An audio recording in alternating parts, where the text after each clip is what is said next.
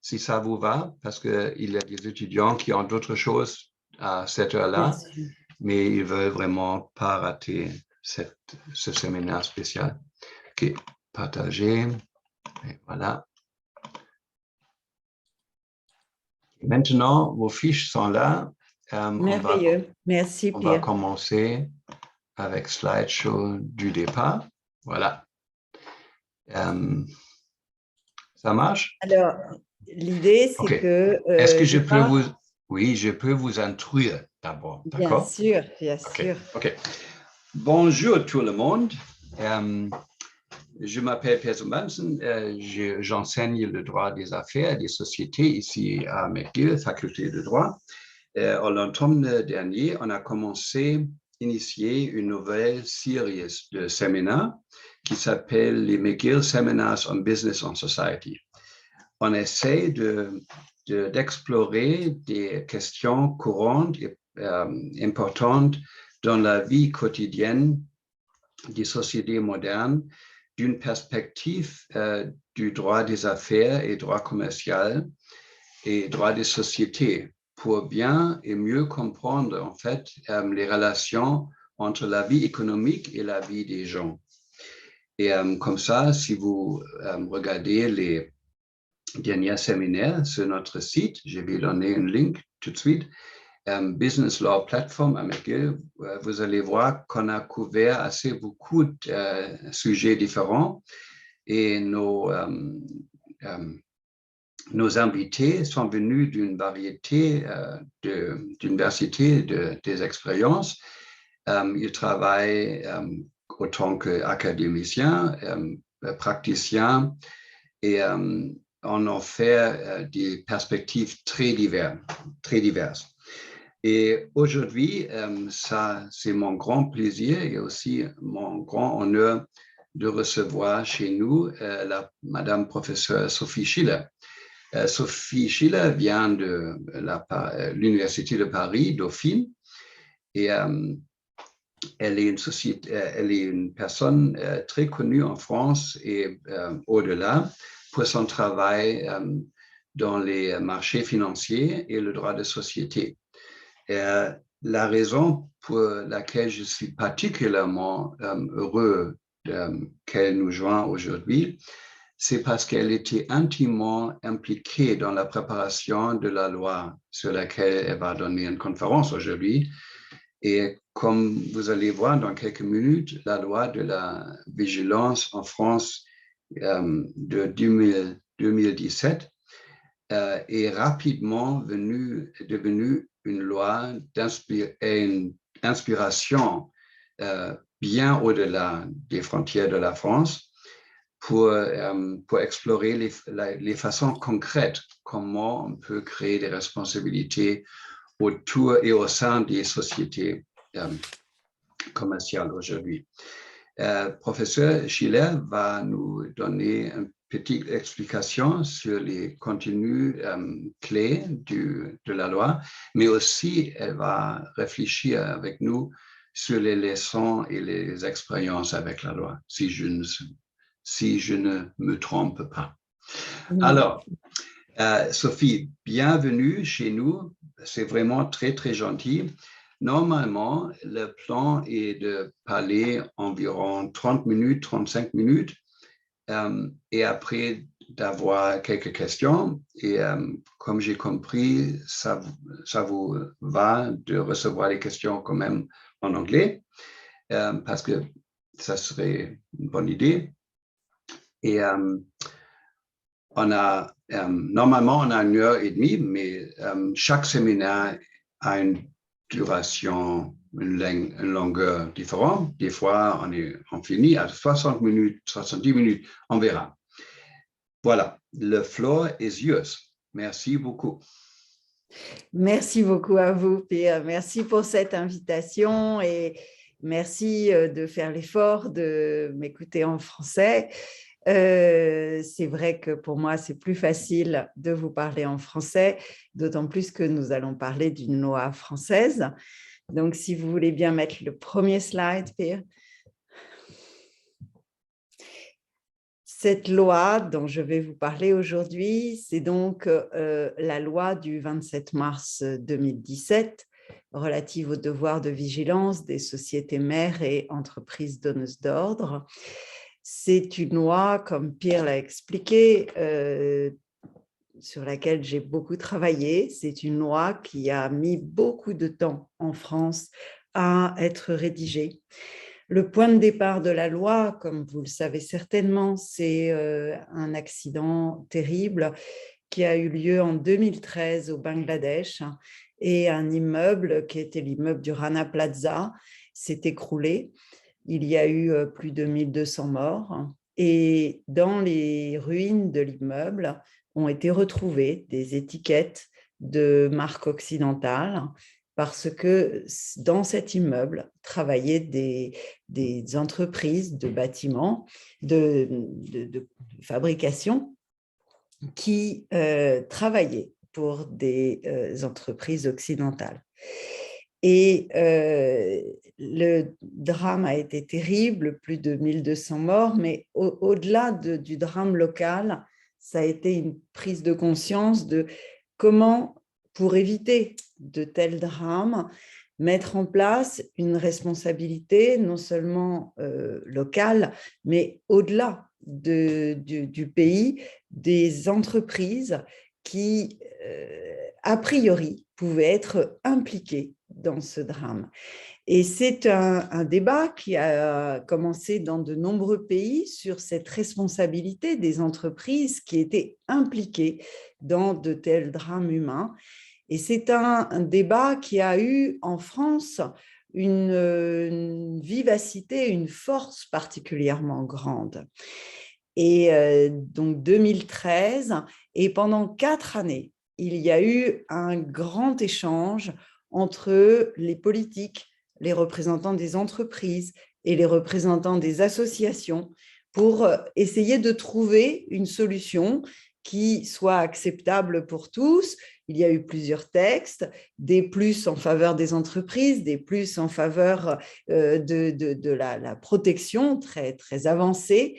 Et finalement, juste avant la fin du gouvernement de François Hollande, a été décidé, c'est le dernier texte qui a été voté par François Hollande, qui a fait voter ce texte sur la loi vigilance.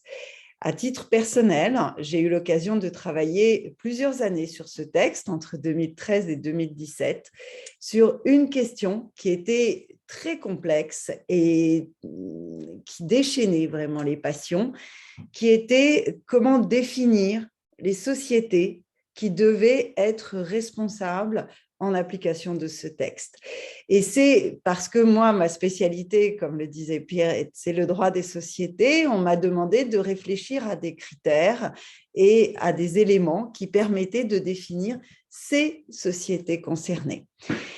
Il y a eu plusieurs versions. Je vais évidemment ne vous présenter que la dernière. Ce que j'ai voulu quand même vous indiquer dès ce premier slide, c'est que cette loi vigilance, elle n'est pas arrivée toute seule en France. Elle est arrivée dans la continuité du Rana Plaza, mais elle est arrivée aussi 4 mois après la loi Sapin II, qui est la loi qui oblige les sociétés françaises à lutter contre la corruption. Et les deux lois ont exactement la même logique, l'une pour lutter contre la corruption, l'autre pour, comme on va le voir, protéger les droits humains, l'environnement, la santé et la sécurité des personnes. Les deux lois, comme je l'ai indiqué sur le slide, c'est une logique qui est très nouvelle en France dans ces domaines-là. C'est une logique de compliance. Ce n'est pas une logique qui impose aux entreprises « vous devez faire comme ci, comme ça, comme ci, comme ça ». Voilà. C'est une responsabilisation des entreprises pour leur dire « vous avez un objectif ». L'objectif, c'est pour Sapin 2, lutter contre la corruption. L'objectif pour Vigilance, c'est de protéger les droits humains et l'environnement. Et cet objectif, c'est à vous de déterminer les outils que vous allez mettre en place pour l'atteindre. Et c'est donc, comme l'ont dit beaucoup de collègues, plus une norme de gestion qui va être imposé aux entreprises et qui sera contrôlé par le juge. Comme je vous l'ai indiqué sur le slide, c'est le basculement de façon très symbolique d'une responsabilité sociale qui se développe depuis très longtemps et que Pierre connaît très bien, donc responsibility, vers une responsabilité juridique, liability. Et c'est vraiment un basculement qui est de façon symbolique très, très fort.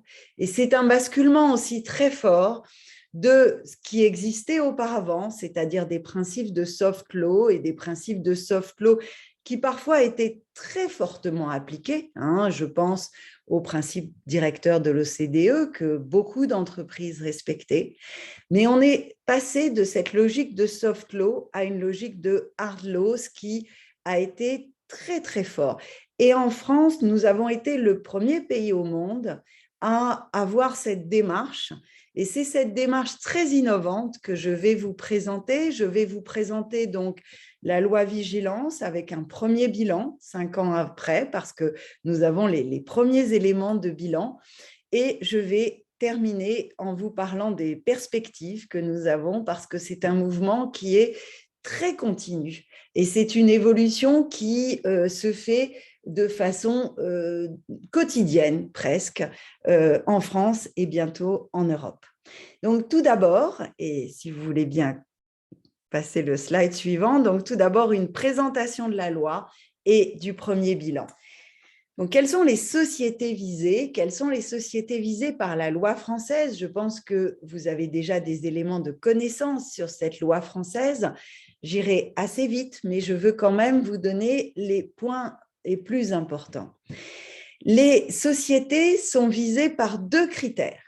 Le critère du siège social en France et le critère des effectifs. Donc, on ne parle que de sociétés qui ont leur siège social en France. Et ces sociétés qui ont leur siège social en France, on regarde si elles sont des sociétés mères de groupes qui, en dessous, ont soit 5 000 salariés en France, soit 10 000 salariés dans le monde entier. Mais toutes doivent forcément avoir à leur tête une société mère française. Ce qui est très dommage, parce que nous avons énormément de sociétés qui ont une activité très forte sur le territoire français, et en particulier dans le domaine du textile, qui est le domaine qui était le premier dans la tête de tout le monde après le Rana Plaza. Mais ces sociétés qui ont une forte activité en France, très souvent, elles ont leur siège social dans d'autres pays. On pense tout de suite à des sociétés espagnoles ou des sociétés allemandes qui sont très présentes dans son domaine et qui ne sont pas concernées par la loi française. C'est donc 2 critères, siège social, effectif, et seulement certaines formes sociales. Comme je vous l'ai indiqué, c'est les sociétés anonymes et c'est également ce qu'on appelle en France les SAS, donc 2 formes sociales seulement avec les commandites par action, donc 3, mais la 3e est vraiment très peu nombreuse. Ce qui veut dire qu'en 2021, nous avons en France 263 sociétés qui sont concernées. Donc, 263 sociétés concernées par la loi Vigilance. Et sur ces 263 concernées, seulement 44 n'ont pas de plan de vigilance. Donc, vous voyez, sur le premier bilan, il est quand même très positif, d'autant plus qu'en 2020, nous avions 265 sociétés concernées avec 72 sans plan de vigilance. C'est une application qui a été échelonnée dans le temps et finalement, nous n'avons que 2 ans et demi d'application réelle de la loi, le temps que les entreprises puissent effectivement mettre en place leur plan. Donc, ce qu'on voit, c'est que les entreprises concernées sont peu nombreuses, et ce qui est très dommage, parce qu'il faudrait que ce soit beaucoup plus large pour que ce soit plus efficace. Et encore une fois, je pense que ce qui est très dommage, c'est ce critère du siège social en France qui restreint beaucoup l'application. Les sociétés, et si vous voulez bien continuer, les sociétés, en fait, et ça c'est très nouveau en droit français, on appréhende la société, mais on appréhende le groupe. Et le droit des sociétés français ne connaît pas la notion de groupe vraiment très courante. Donc, c'est une approche très nouvelle de se dire qu'on ne peut pas cloisonner l'activité société par société, mais qu'on va prendre l'ensemble du groupe et on va obliger donc la société mère à prendre en compte tout ce qui se passe en dessous. Sachant que, donc, certaines sociétés sont exonérées, c'est les sociétés en dessous si la mère a fait son plan. Donc, il y a un seul plan qui doit être rédigé pour tout le groupe et certaines sociétés n'ont pas d'obligation de mettre en place un plan parce qu'elles ont une société mère qui l'a déjà mis en place. C'est là encore une logique qui correspond exactement à celle de Sapin 2 où on a aussi une appréhension du groupe et qui évite aux entreprises de mettre en place autant de plans qu'il y aura de filiales. Avec quand même une mise en garde, c'est que si le périmètre du groupe change, il faut faire attention que le plan évolue. Donc, des sociétés concernées qui sont peu nombreuses, et pour poursuivre la présentation, quels sont les risques visés? Si vous voulez bien passer, Pierre. Voilà, les risques visés, je vous ai remis le texte. Les atteintes graves envers les droits humains, les libertés fondamentales, la santé, la sécurité des personnes, ainsi que l'environnement. Les risques visés sont très, très larges. Très, très larges. Droits humains, c'est beaucoup. Liberté fondamentale, c'est énorme. Santé, c'est énorme. Sécurité des personnes, beaucoup. Et environnement, énorme. Et toutes ces notions sont des notions qui sont à la fois précises et imprécises. Imprécises parce que c'est très, très large. Donc, on ne sait pas très bien, finalement, les droits humains, c'est tellement de choses. Les libertés fondamentales, c'est tellement de choses. Mais en même temps, ce sont des notions qui existent dans notre droit français.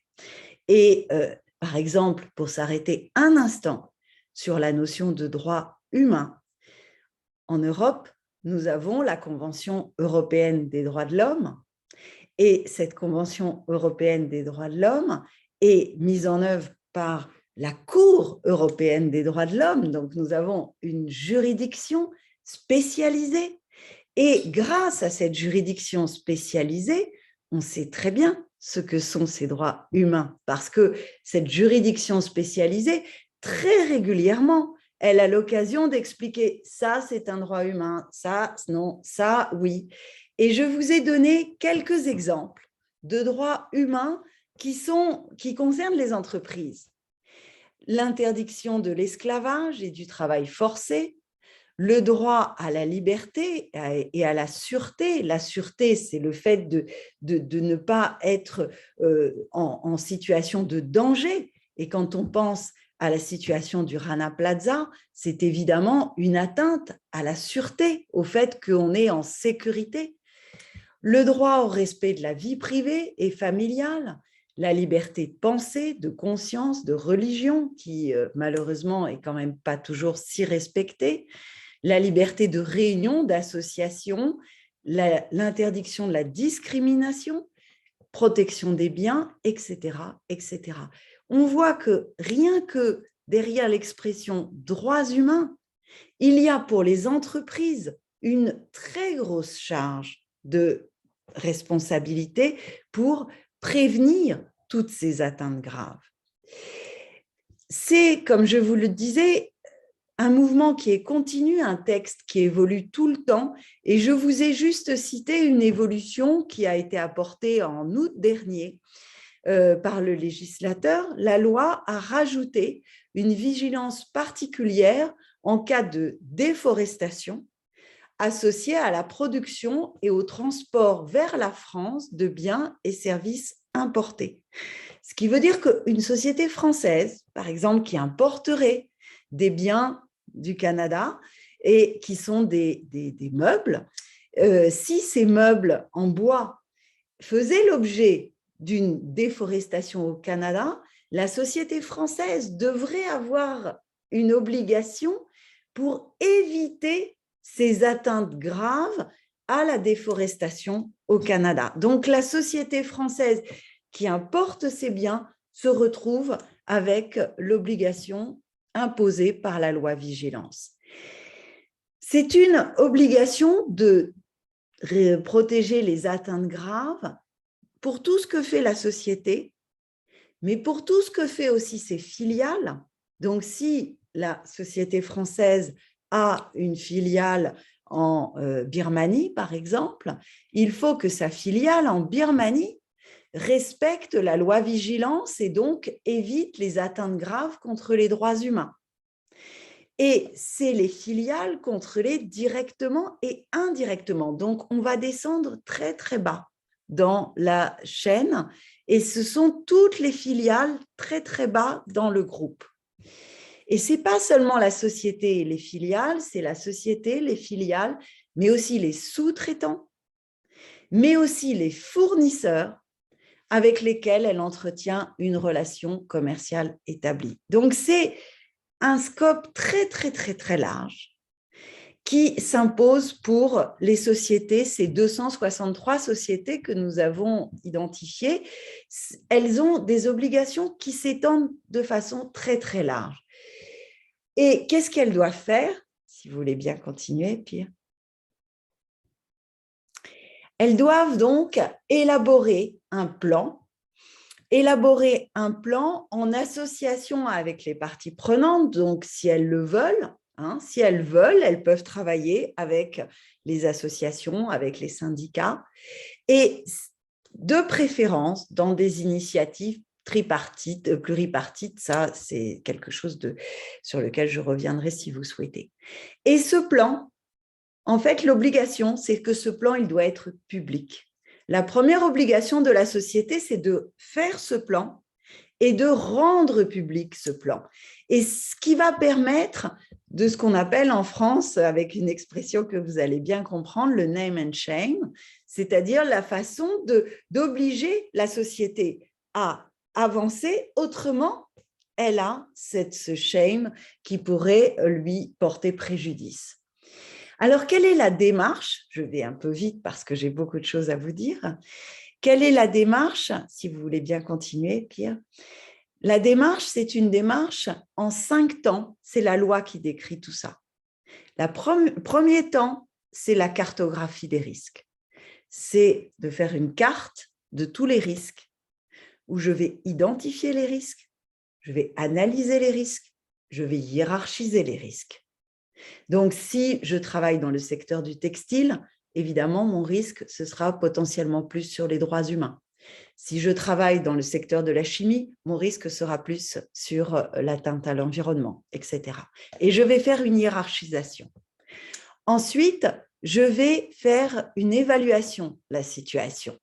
Je dois regarder, au vu de cette cartographie, où en est la situation. J'ai trouvé les risques, je regarde, donc je vais passer du risque brut au risque net, c'est-à-dire comment est la situation dans la réalité.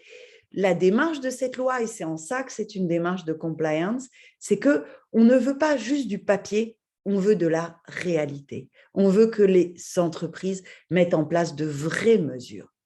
Elles vont, troisième démarche, mettre des mesures d'atténuation des risques. On ne lui demande pas à la société d'être certaine qu'il n'y a aucun enfant qui travaille au Bangladesh, mais on veut qu'elle mette en place des mesures pour essayer d'éviter qu'il y ait des enfants qui travaillent au Bangladesh. On ne va pas demander des choses insurmontables à la société. C'est une démarche continue, c'est un processus dynamique. Quatrième mesure, c'est l'alerte. L'alerte, et on a vu que l'alerte est très importante. L'alerte, ça permet donc à des salariés de la société de pouvoir signaler, de pouvoir indiquer ce qui se passe. Et on a eu en France une affaire très grave dans une cimenterie, et c'est un salarié qui a parlé de ces problèmes de crimes contre l'humanité dans une cimenterie en Irak. Donc l'alerte est très importante et l'alerte fait aussi l'objet d'une directive européenne. Et cette directive européenne, elle est en train d'être transposée en France. On attend la loi d'un jour à l'autre. Et cette alerte, elle va être encore étendue. C'est quelque chose qui est vraiment très croissant. Et puis, dernière étape, le suivi des mesures. Le suivi des mesures, pourquoi? Parce que l'idée, c'est qu'il ne suffit pas de faire one shot. Il faut que tous les ans, on regarde comment ça se passe. Tous les ans, on regarde est-ce qu'il y a un processus qui va dans le sens de l'amélioration. Donc, juste un mot sur quelques années plus tard, parce que nous sommes quand même 5 ans après. Je vous ai cité de très nombreuses études qui ont été faites sur la mise en œuvre de la loi Vigilance. Pourquoi il faut regarder de nombreuses études? Parce que c'est un sujet où les opinions sont très divergentes entre les associations qui sont proches des entreprises et les associations qui sont très proches de la défense des droits de l'homme. Et donc, suivant le bilan que l'on regarde de l'une ou que l'on regarde de l'autre, c'est très différent. Je pense que la vérité est sûrement entre les deux. Donc, à partir de là, je vous ai cité tous ces bilans qui sont faits très régulièrement. Et ce qu'on avance classiquement aujourd'hui, c'est qu'on pense qu'à peu près 5% des entreprises ne sont qu'au premier stade et toutes les autres sont très avancées dans le processus. Donc, il y a une évolution qui est très positive, d'autant plus que, comme je vous l'ai indiqué, il y a des prix qui sont donnés tous les ans pour créer une incitation supplémentaire. Le prix de la société qui a le meilleur plan de vigilance. Et je vous ai cité donc les 4 entreprises qui ont été récompensées: Orange, donc les télécoms, en 2018, ST Microélectronique en 2019, Schneider 2020 et Orange de nouveau en 2021. Et ça, c'est tout un processus très continu pour suivre ces plans qui ont été publiés. C'est-à-dire que la publication des plans permet de suivre l'évolution entreprise par entreprise et de montrer du doigt ceux qui sont les bons élèves et de montrer du doigt ceux qui sont les mauvais élèves. Alors, au-delà de ces montrer du doigt, quelles sont les sanctions qui sont prévues par la loi? Les sanctions prévues par la loi, c'est que la société peut être mise en demeure d'élaborer le plan. C'est-à-dire que si elle ne l'a pas fait, on peut lui dire « faites-le ». Et là, c'est donc a priori le juge qui peut lui dire « faites-le », mais pour le moment, ça n'est pas la peine parce que toutes ont mis un plan en œuvre. Après, la question, c'est est-ce que le plan est suffisamment avancé? Est-ce que c'est juste un document schématique?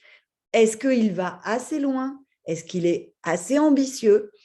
Et là, la juridiction compétente, je vous ai mis entre guillemets parce que c'est ce que la loi dit et on ne sait pas qui c'est, la juridiction compétente peut enjoindre, obliger la société à mettre en place ce plan à la demande de toute personne qui justifie d'un intérêt légitime. C'est qui toute personne qui justifie d'un intérêt légitime? C'est très large. Ce sont des associations, ce sont des ONG, ce sont tous ceux qui considèrent que dans leur raison d'être, dans leur objet, c'est de défendre ces causes-là. Donc, ça permet à tous ces bilans que je vous ai listés d'étudier les plans année après année et de dire celui-là, il ne va pas assez loin et donc je peux saisir le juge pour lui dire d'aller plus loin. La loi, au départ, prévoyait aussi une amende et le Conseil constitutionnel donc notre Cour constitutionnelle, l'a considérée contraire à la Constitution, cette amende. Pourquoi ? Parce que les termes employés, ce que j'ai un petit peu décrit, droits humains, liberté fondamentale, ça n'était pas assez précis, d'après le Conseil constitutionnel, pour pouvoir justifier une amende. Donc, ce qui reste, c'est la mise en demeure, et ce qui reste également comme sanction, c'est la responsabilité. La responsabilité, et au départ, c'était quand même un peu le point de départ. Quand on repense au Rana Plaza, on repense à ces 1200, presque 50 morts, beaucoup de personnes qui avaient subi un préjudice, des familles, des blessés, et on se dit, bon, et alors, combien vont-ils toucher ? Combien vont-ils avoir d'argent ?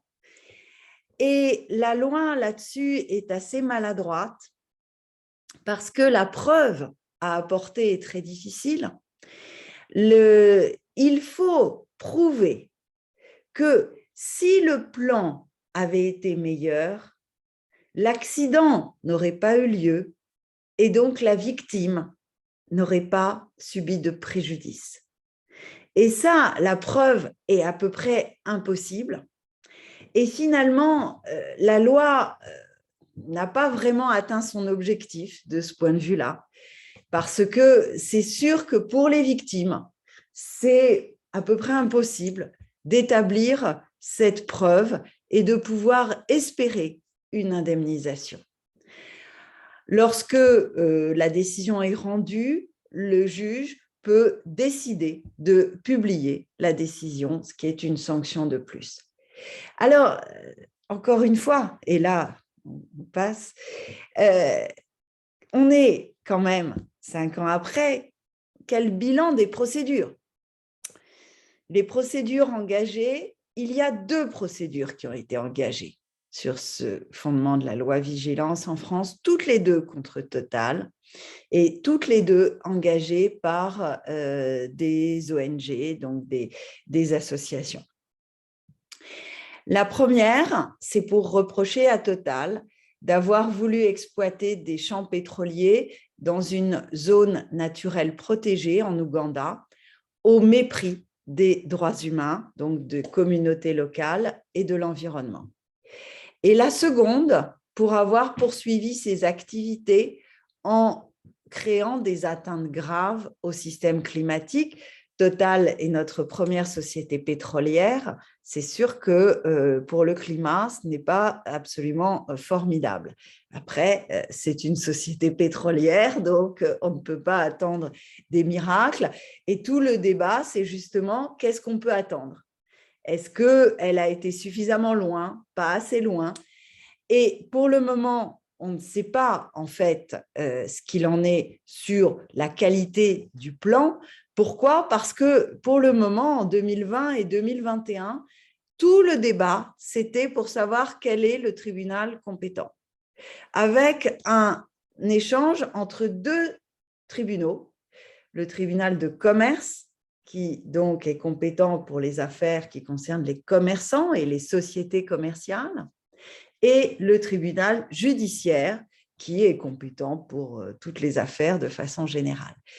Et c'est devenu un débat complètement dogmatique sur cette question de la compétence juridictionnelle, alors que moi, je pense que les 2 sont très objectifs. Aussi bien le tribunal de commerce que le tribunal judiciaire sont très objectifs, mais ça n'est pas la vision qu'ont eu les différentes parties.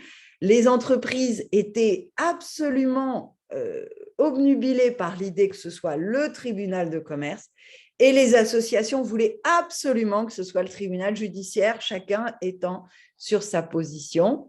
Et finalement, il y a eu des décisions dans les 2 sens. Il y a eu de la même juridiction. Certaines ont dit c'est le tribunal de commerce, d'autres ont dit c'est le tribunal judiciaire.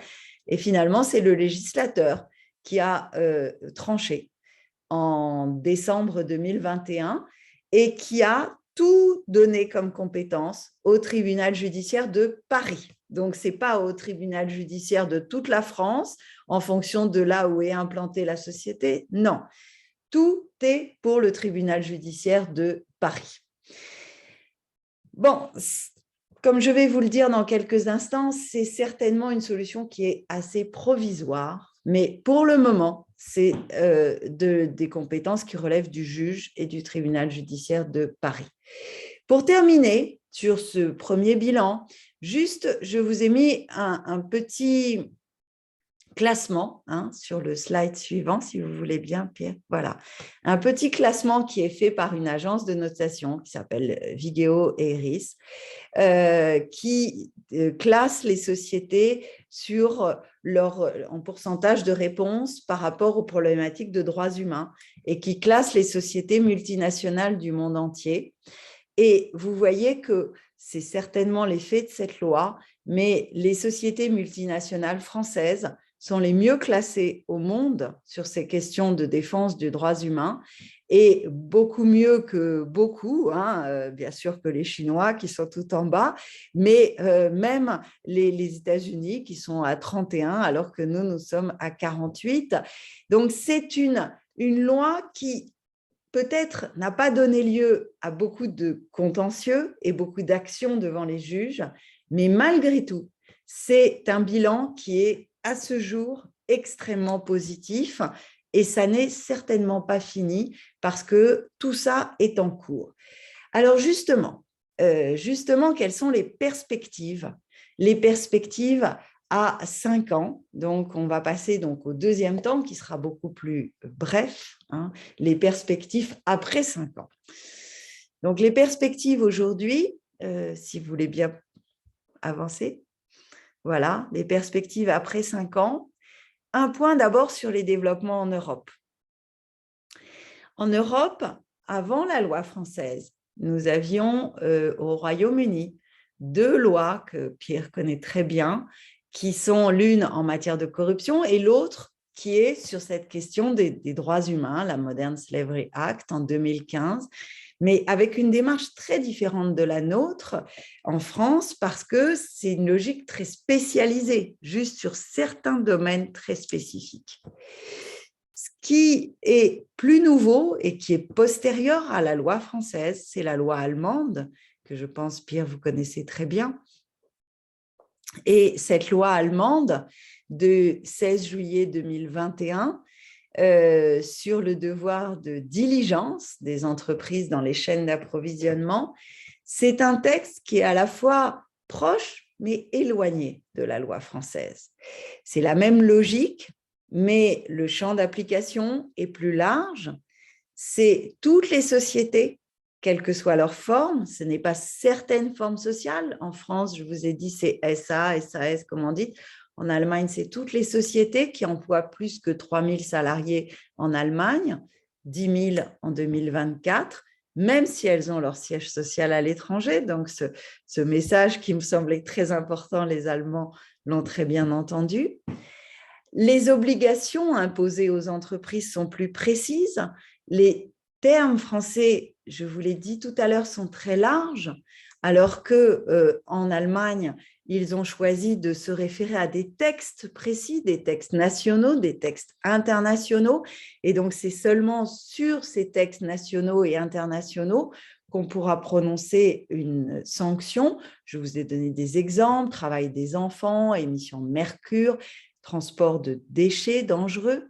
Donc, des textes qui sont des textes internationaux très importants, mais qui ont une force plus grande par cette loi nationale qui va s'imposer.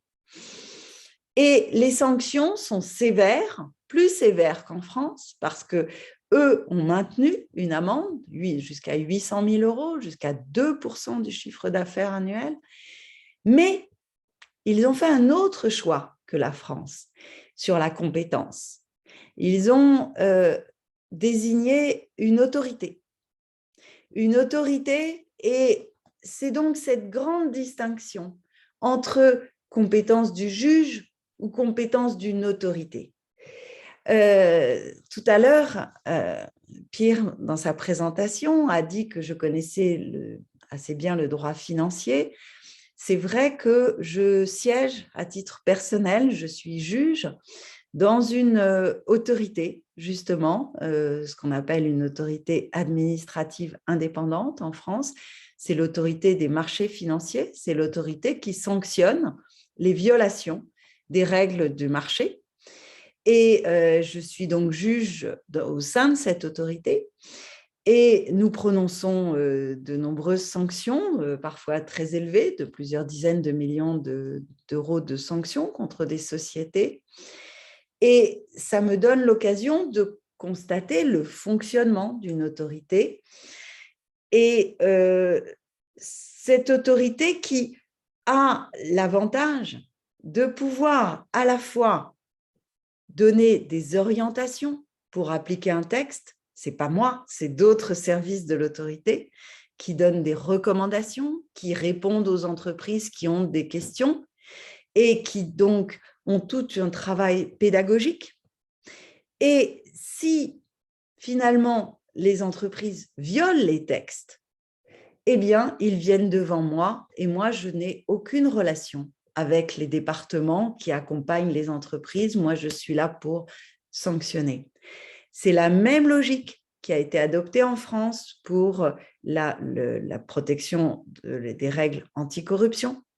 Nous avons créé, par cette loi, 4 mois avant vigilance, a été créée une agence qui, pareil, accompagne, donne des recommandations, donne des guidelines, mais aussi sanctionne si jamais il y a des violations. Et ce sera mon dernier slide, c'est l'une des pistes prioritaires qui est envisagée pour l'évolution européenne. Aujourd'hui, nous avons sur ce sujet de la vigilance une très grosse réflexion européenne. Un texte a été élaboré par la Commission des affaires juridiques sous forme de projet de directive, donc de directive européenne, qui a été voté en mars 2021 par les députés européens, mais voté par les députés européens, ça ne suffit pas pour être vraiment en vigueur. Celui qui va vraiment faire le texte qui sera obligatoire, c'est la Commission européenne.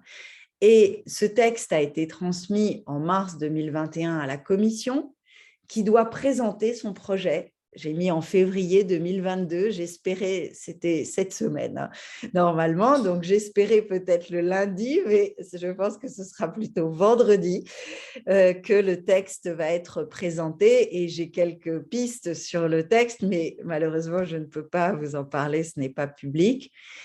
La France, aujourd'hui, est notre président Emmanuel Macron est président du Conseil des ministres européens. Donc, il espérait que sous la présidence française, ce texte allait être voté, mais ça n'est pas possible. Vu les délais européens, ça n'est pas possible. Et les perspectives, c'est pour le premier semestre 2023. Donc, a priori, si tout va bien, mais les différentes personnes sont plutôt optimistes, il devrait y avoir au premier semestre 2023 un texte européen sur cette question du devoir de vigilance, qui est extrêmement bien parce que de faire des textes nationaux, ça nuit à la compétitivité des sociétés nationales. Et si vous avez un texte européen, toutes les sociétés européennes doivent le respecter et c'est beaucoup mieux à la fois pour la compétitivité et pour le nombre de sociétés concernées, donc pour la protection des victimes. Donc, le texte tel qu'on pense aujourd'hui, ce sera pour toutes les entreprises qui opèrent sur le marché européen. Et ça, c'est formidable. Ça n'est pas les effectifs, c'est toutes celles qui vendent en Europe. Donc, si vous vendez en Europe, vous êtes soumis au texte. Au-dessus d'un seuil, a priori, de 500 salariés. Bon, 500 salariés, c'est le seuil que nous connaissons en France pour la loi Sapin 2, celle qui protège contre la corruption. Et c'est un seuil qui est assez bien. C'est un bon équilibre entre les petites et les… Voilà. Pour ces entreprises-là, il faudra identifier les risques pour les droits humains, l'environnement et la gouvernance dans les pays où elles opèrent. Donc, la même démarche que vigilance, avec une cartographie de l'ensemble de la chaîne de valeur. Donc, a priori plus large que ce qu'on connaît dans la loi française parce qu'il va y avoir plutôt plus de sous-traitants. Tous ces éléments devront être publiés sur le site Internet, plus communiquer aux salariés, aux syndicats, aux partenaires. Bon, tout ça, c'est encore à définir. Chaque année, il faudra décrire l'évolution de la stratégie et c'est ça le dernier point, le contrôle. Le contrôle sera fait par une autorité nationale administrative, donc ces fameuses autorités que nous connaissons. C'est le choix qu'ont fait les Allemands. C'est a priori l'orientation que prend le texte européen et qui pourra condamner l'entreprise après sa propre enquête et les peines allant de l'amende à la cessation d'activité. Donc, des peines qui, pour le moment, sont très, très lourdes, peut-être elles vont être revues, mais l'orientation qui est prise, c'est donc la compétence d'une autorité. Une autorité, et c'est, comme vous l'avez compris, moi je pense que c'est une bonne orientation parce que c'est très difficile pour les entreprises de savoir ce qu'elles doivent faire. Une autorité peut donner ses guidelines, peut donner ses orientations, peut dire finalement qu'est-ce qu'il faut faire et jusqu'où il faut aller et quelles sont vraiment les obligations, ce qui permet finalement d'aller plus vite et plus loin. Et j'espère donc que ce texte va pouvoir être vite introduit pour que nous allions plus vite et plus loin.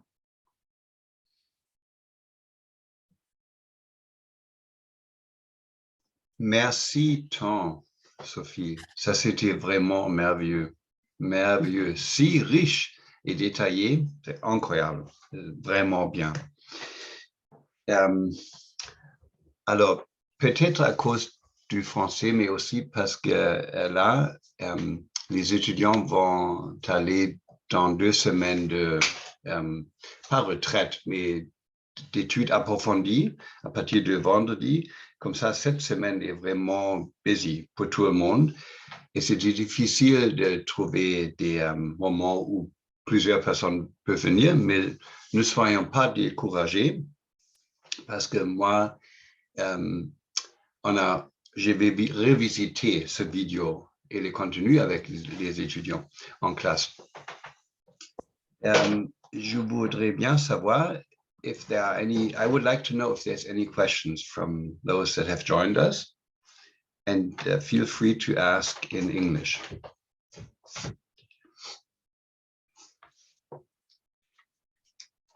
You might have seen that my daughter has arrived. But yes. For now, she's not asking questions, but she's doing the puzzle. No, she has no questions. She might. OK. Peut-être pendant que les gens collectent leurs pensées, Sophie, si vous me permettez poser 2-3 questions très vite, parce que je crois vraiment c'est si riche l'analyse que vous avez nous donnée qu'on peut vraiment apprendre beaucoup de choses ici. Il y a 2 parties vraiment de mes questions. La première, c'est pour mieux comprendre une chose que j'ai fait déjà, discuter un peu avec mes étudiants ici, c'est le génésis, l'origine d'une loi comme ça. Et vous avez maintenant donné vraiment une présentation si détaillée du travail préparatoire, mais aussi vous avez donné la perspective sur la diversité des opinions qui n'étaient pas seulement présentes à la fin et après le passage de la loi, mais aussi avant. Et comme ça, c'est un territoire si contesté que je me trouve de temps en temps, chaque semaine même, avec les étudiants en droit des affaires, droit des sociétés, pour lui expliquer qu'autant qu'avocat, c'est pas assez de lire des décisions judiciaires, mais qu'il faut avoir une bonne compréhension assez profonde de l'industrie et des acteurs dans l'industrie et qui suit quelle sorte d'intérêt. Parce que même si on reste avec un cabinet d'avocats pour quelques années, on va très vite voir la diversité des gens qui sont impliqués dans les cas. Et je voulais bien savoir, et on a eu la question, les travaux préparatoires de la loi citent les principes Ruggie. Et ça, pour notre compréhension, ouais, et ça, c'est quand même vraiment neuf. Parce qu'il y a une dizaine d'années, on ne pouvait pas trouver des traces comme ça. On ne pouvait pas aussi trouver une référence à la loi, comment vous dites en français, soft law, molle, droit mou, droit souple.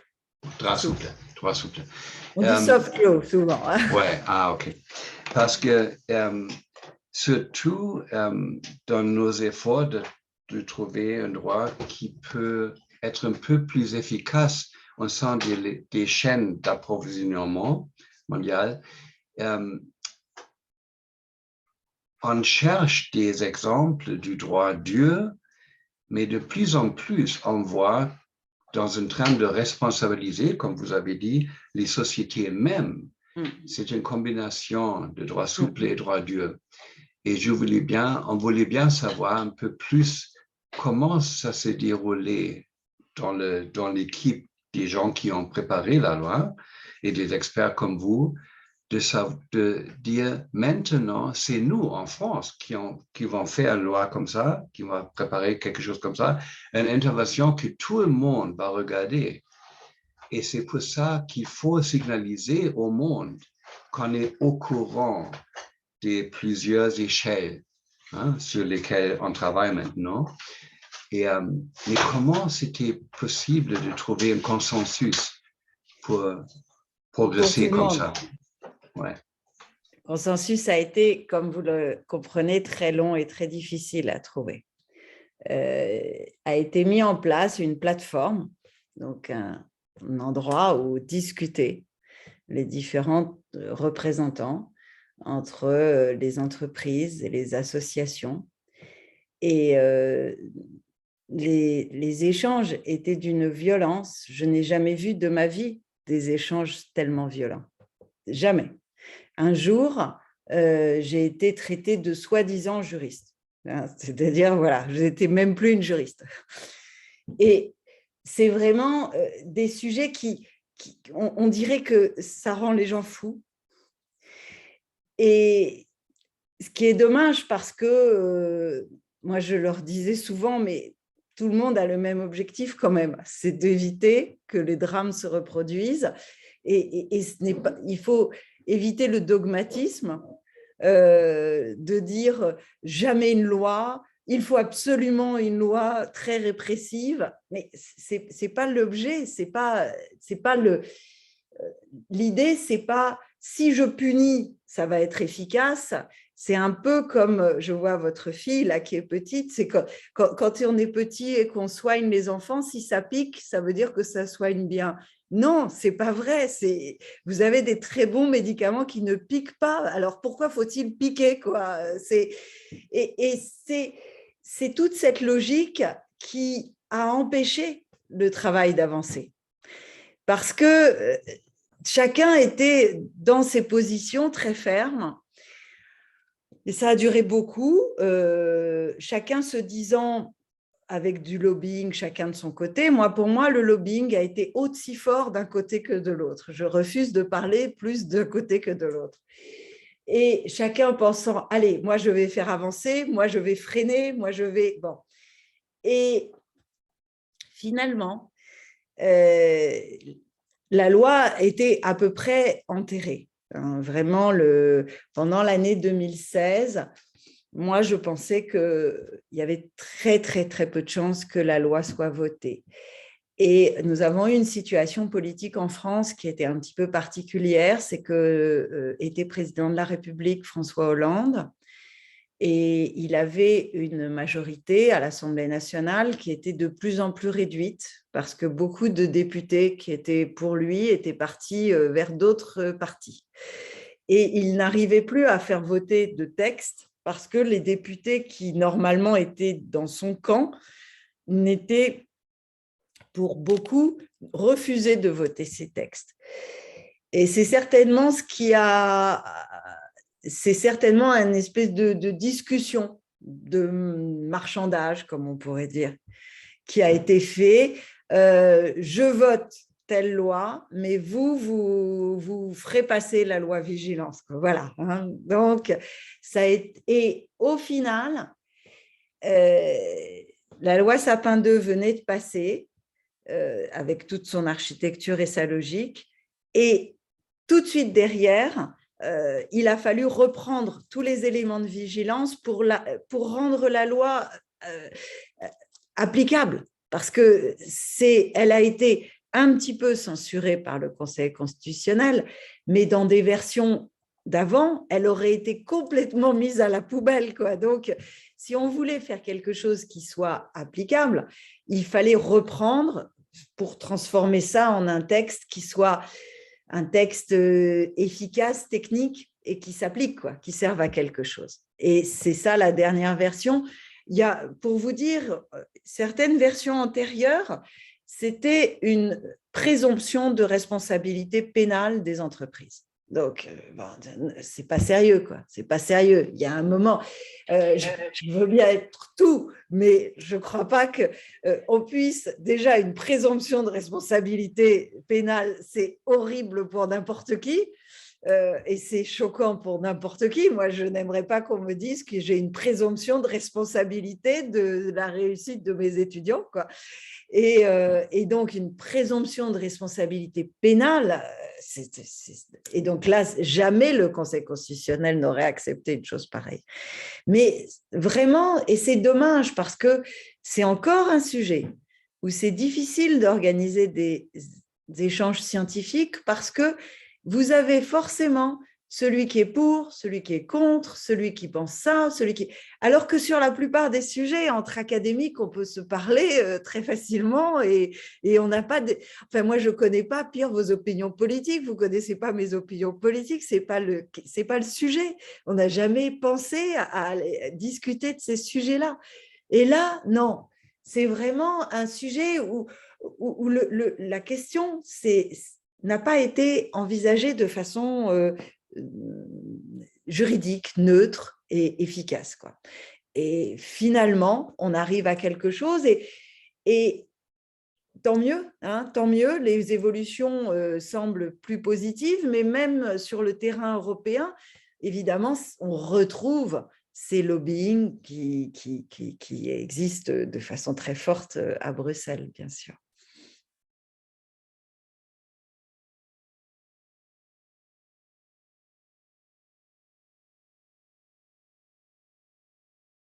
Ah, je ne vous entends pas.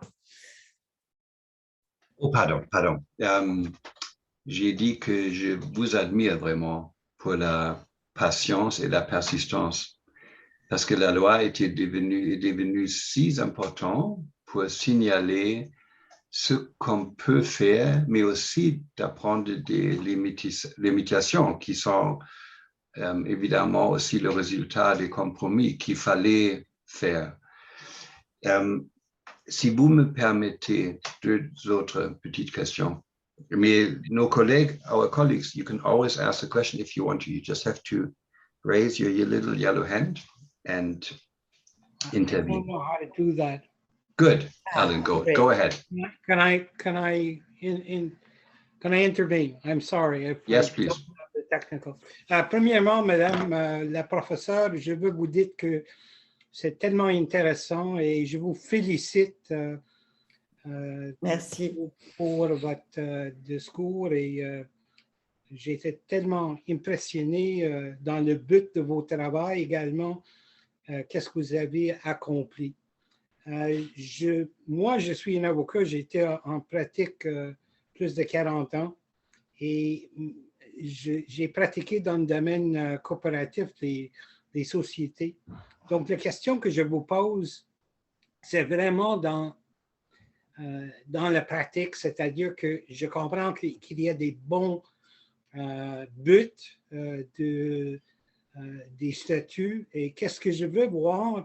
Vous avez mentionné qu'il y a une coupe des causes. Vous avez mentionné qu'il y a des contestations dans le but ou dans le sujet de juridiction, lequel cour est la bonne juridiction pour entendre la cause. Je veux juste poser la question un peu plus loin. Je veux savoir s'il y a des causes et dans la défense, il y a des moyens de défense et c'est juste pour avoir plus des précisions dans l'expérience des cours pour regarder cette loi et quels sont les résultats juridiques. C'est, bon, comme je vous le disais, en fait, on est juste au début parce que maintenant, on sait quel est le tribunal qui est compétent et on le sait depuis le mois de janvier. Donc, les dossiers vont être transmis au tribunal judiciaire de Paris maintenant. Ce que je peux vous dire, parce que je travaille souvent avec les magistrats, c'est qu'ils sont très embêtés parce que pour eux, ils vont avoir un travail très difficile. C'est apprécier, donc là, il s'agit de la société Total. Est-ce que Total a, dans son plan, décrit suffisamment d'actions pour éviter les atteintes au climat? Et si vous êtes juge au tribunal judiciaire de Paris, les juges au tribunal judiciaire ne sont pas spécialisés en droit des sociétés en général, parce que c'est surtout sur des contrats d'approvisionnement, des contrats commerciaux. Bon. Et ils sont très en difficulté pour apprécier quelque chose qui relève quand même pas mal d'une stratégie de la société qui demande une étude, comme le disait Pierre, il ne faut pas se contenter d'être superficiel, il faut vraiment comprendre le business de la société, il faut comprendre ce qu'elle fait, où elle le fait, comment elle pouvait le faire, qu'est-ce qu'on pouvait demander d'elle, qu'est-ce qu'elle a dit, qu'est-ce qu'elle n'a pas dit. Et c'est un contentieux qui va être très difficile à appréhender par le juge. Et les quelques échanges que j'ai eus avec les juges, c'est qu'ils ne sont pas du tout tranquilles sur leur travail dans le cadre de ces dossiers. Et qu'est-ce que vont donner ces actions? Le risque, c'est que quand le juge ne se sent pas à l'aise, il se met en retrait. Et dans ce cas-là, il ne va pas se sentir certainement à l'aise, soit pour condamner, soit pour sanctionner, soit pour demander d'aller plus loin, parce qu'il ne sait pas très bien qu'est-ce qu'il aurait fallu faire. Ce sont des questions qui sont quand même extrêmement complexes. Il y a des sujets faciles, des sujets où... quand pour une cimenterie construite en Irak, on a versé de l'argent à des organisations terroristes locales, bon, ça c'est facile en fait. C'est sûr que c'est quelque chose qui n'est pas acceptable, mais ce n'est pas un plan, c'est un crime contre l'humanité, c'est différent. Donc là, c'est facile. On voit qu'il y a un crime contre l'humanité qui a été fait par la société, c'est facile. Mais là, c'est juger le plan. Il faut que je juge le plan présenté par la société pour prévenir ces sujets. Et là, c'est quand même une toute autre complexité. Et c'est pour ça que Le juge n'est pas du tout à l'aise. Et c'est pour ça que, a priori, une agence comme celle de l'Agence française anticorruption se sent beaucoup plus à l'aise pour faire ce travail. Et ils ont déjà, eux, apprécié des plans de lutte contre la corruption et ils ont déjà regardé est-ce que des entreprises, dans leurs plans, avaient suffisamment été loin pour prévenir la corruption. Donc, c'est vrai que pour le juge, et c'est pour les avocats, c'est un business qui se développe beaucoup en France. Ils accompagnent les sociétés, non pas dans le contentieux, mais ils accompagnent les sociétés pour travailler sur ce plan, pour élaborer ce plan, pour construire le plan. Et c'est un travail énorme parce que moi, j'ai travaillé avec le groupe La Poste. Donc, La Poste, c'est voilà, ce qui distribue les lettres. Ils ont des centaines de filiales dans le monde entier. Et ces centaines de filiales dans le monde entier ont des activités qui ont un impact très fort sur l'environnement. Suivant que vous avez tel type de voiture ou tel type de train ou pour les paquets, vous allez avoir un tout autre impact sur l'environnement. Et c'est, pour beaucoup de cabinets d'avocats, c'est un marché très important parce que les entreprises ont besoin d'aide pour travailler sur leur plan, pour faire la cartographie des risques, pour construire les outils de prévention. Donc, il y a pour le moment un très fort développement de l'activité des juristes sur ces sujets. Moi, j'ai été beaucoup sollicitée après la loi. Et après, bon, là, je suis très contente d'échanger avec vous, mais il y a eu un moment, j'ai dit stop, hein, je ne veux plus parler de la vigilance. Et j'ai créé des formations pour que les gens se forment sur ces sujets de façon plus complète et pas avec que moi, avec beaucoup de gens très compétents. Et nous avons beaucoup d'avocats et beaucoup de juristes qui viennent. Et j'ai déjà 10 sessions qui se sont tenues depuis la loi. Donc, il y a beaucoup de personnes qui, en France, se disent ce sont des sujets qu'il faut apprendre, qu'il faut maintenant maîtriser. Il faut accompagner les entreprises. Et pour nous, les juristes, c'est un nouveau métier. C'est une nouvelle démarche. C'est une nouvelle logique. Et c'est très intéressant, bien sûr. Merveilleux. Can I respond? Sure. Yes, of course. Merci beaucoup. Merci pour votre réponse et j'ai bien compris que c'est au début et il y a beaucoup de choses à apprendre et je comprends également que les juges ont des difficultés avec les nouvelles lois et tout ça. J'ai un commentaire et j'ai une autre question.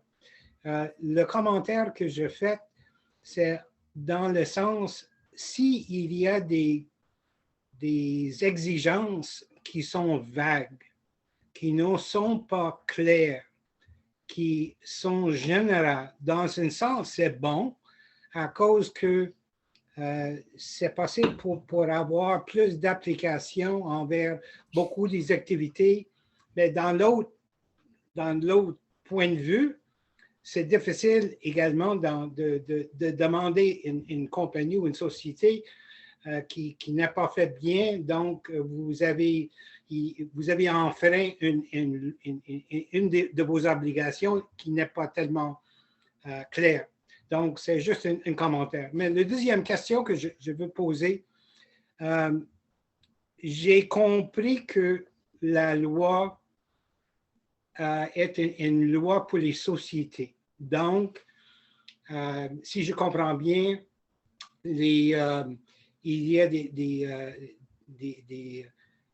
des officiers, des administrateurs ont des obligations de faire le nécessaire pour la société pour remplir les exigences de la loi. Je pose la question, est-ce que dans la loi, il y a une possibilité de faire des amendes ou de faire des des causes pénales envers des administrateurs et des officiers qui n'ont pas fait ses devoirs et qui ont enfreint des plans qui ont été mis en place par la société? C'est une question qui est très importante. Alors, déjà, par rapport à votre remarque, c'est vrai que c'est très important d'employer des termes très larges parce que ce sont des concepts qui sont vastes. Mais c'est pour ça que je pense qu'il est quand même important de donner des orientations avec des guidelines pour que les entreprises puissent savoir ce qu'elles doivent faire. Et c'est d'autant plus important, d'autant mieux qu'on peut évoluer avec le temps. On se rend compte qu'il faut rajouter ça, on rajoute, on évolue. Donc, oui, c'est bien d'avoir des concepts larges, mais c'est aussi important que ces concepts larges, vous puissiez un peu les préciser par quelque chose qui soit souple. Et là, vous avez une combinaison, comme on en parlait tout à l'heure avec Pierre, on a une combinaison d'un droit dur avec des orientations de droit souple. Et là, je pense qu'on a une efficacité maximum. Bon. Alors, pour votre question sur la responsabilité, c'est d'autant plus étonnant qu'on ait prévu que la responsabilité des sociétés, que la loi Sapin 2, qui venait donc juste de rentrer 4 mois avant, elle vise directement les dirigeants. Elle ne vise pas les sociétés, elle vise les dirigeants. Elle vous dit, la loi Sapin 2, tel dirigeant est responsable dans une société qui est comme ça, comme ça, comme ça, si la société n'a pas suffisamment lutté contre la corruption. Donc, la loi Sapin 2, elle vise directement le dirigeant. Et pourquoi? Parce qu'elle explique très bien, là aussi dans les travaux préparatoires, que pour être efficace, le mieux, c'est de viser la responsabilité des personnes physiques, parce que quand la personne physique a peur, elle bouge plus et la société bouge derrière. Donc ça, c'était la logique de Sapin 2. Et 4 mois plus tard, la loi Vigilance prend une autre logique, qui est la responsabilité de la société. Est-ce que malgré tout, c'est une responsabilité qui indirectement peut permettre d'engager celle des dirigeants, des administrateurs? Certainement oui. Certainement oui, parce que ça fait partie des sujets qui sont discutés au conseil d'administration. C'est ce plan vigilance, c'est aujourd'hui un sujet qui est systématiquement discuté dans les conseils d'administration. Ça n'est pas la responsabilité du dernier salarié, voilà, c'est des sujets stratégiques. C'est un document qui doit figurer dans le document qui est publié tous les ans par la société. Donc, c'est très important pour la société. Et c'est donc le conseil d'administration qui va décider. Comme c'est le conseil d'administration qui va décider, eh bien, on peut tout à fait imaginer que si le travail a été fait de façon très, très, très mauvaise, il y ait une possibilité d'engager la responsabilité des dirigeants. Et sur le texte européen, on a eu aussi plusieurs allers-retours pour le moment, et l'un des projets envisageait d'aller directement là aussi sur la responsabilité des administrateurs. Donc, c'est toujours une réflexion, mais entre la personne morale, les dirigeants. Mais là, certainement que c'est une solution qui combine un petit peu les deux, et qu'une société qui serait trop négligente dans sa démarche, eh bien, les dirigeants risqueraient une action en responsabilité. Et c'est sûrement pour ça aussi que les choses évoluent tellement bien. Merci beaucoup. Merci, Sophie. Le séminaire a été déjà assez long. J'ai une petite mauvaise conscience de vous tenir comme ça. C'est après 8 heures de soir. Oui, mais bon. Peut-être vous pourriez nous quitter avec seulement un mot qui concerne le travail qu'on fait dans la salle de classe avec les étudiants. Vous avez mentionné, et ça, je suis très intéressé là-dedans, la création des processus de formation pour les juristes qui travaillent dans ce secteur. Quel type d'intervention pourrons-nous faire dans la salle de classe pour mieux préparer les étudiants? La chose que j'admire vraiment à Dauphine, et Dauphine c'est très spécial pour moi dans cette dimension aussi, la combinaison des perspectives économiques et la formation économique et juridique, parce que ça c'est très rare, même aujourd'hui, c'est toujours très rare, et seulement les gens opèrent, même dans la faculté de droit, complètement séparés l'un de l'autre.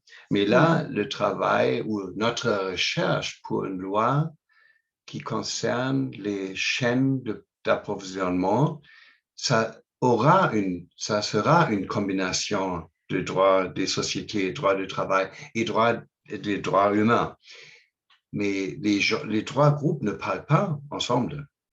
Et comment on peut faciliter ça un peu comme des professeurs?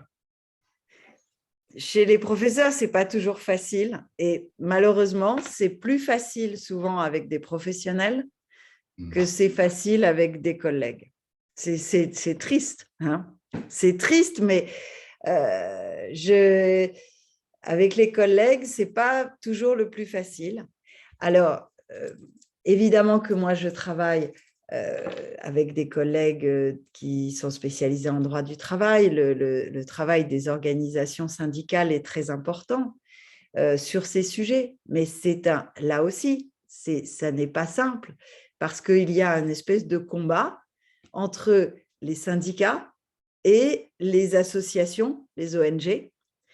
Et les syndicats sont un peu mis de côté et c'est souvent les ONG qui sont mis en avant, ce que je trouve dommage parce que les syndicats, ils ont une légitimité démocratique, ils ont été élus.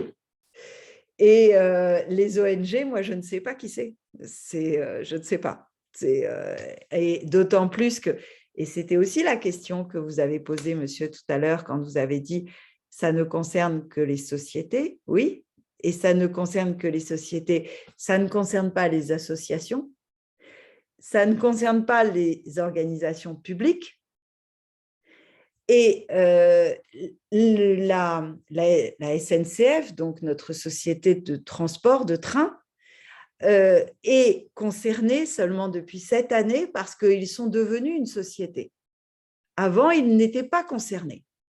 Donc, ce qui n'est pas normal non plus. Hein. Donc, et pour revenir à votre question, Pierre, moi, j'ai vraiment essayé dans ces formations d'avoir une approche très globale et très pluridisciplinaire parce que tout doit être, et beaucoup de notions de gestion sont importantes. Parce que si vous voulez que ce soit une réalité et que ce ne soit pas seulement du papier, il faut rentrer dans l'organisation de la société, dans le management. Il faut réfléchir, finalement, les primes vont être calculées comment, les salaires vont être calculés comment. Et si vous n'allez pas jusqu'à ce détail-là, ça ne sert à rien. C'est que du vent et de la discussion. Et ça oblige à travailler avec des collègues, alors là, pour le coup, qui sont spécialisés en management, en gestion. Et c'est vraiment intéressant. Oui, tout à fait. Sophie, professeur Schiller, merci pour votre temps et pour la présentation vraiment bouleversante. C'était vraiment formidable. Je vais vous contacter bientôt, équipé avec mes étudiants, pour savoir qu'est-ce qu'on pourrait faire peut-être pour aider, publier une petite chose sur le Business Law Meter et peut-être faciliter une traduction français-anglaise. Super, en français. très bien. je vais suivre ça. Je vais Très bien. poser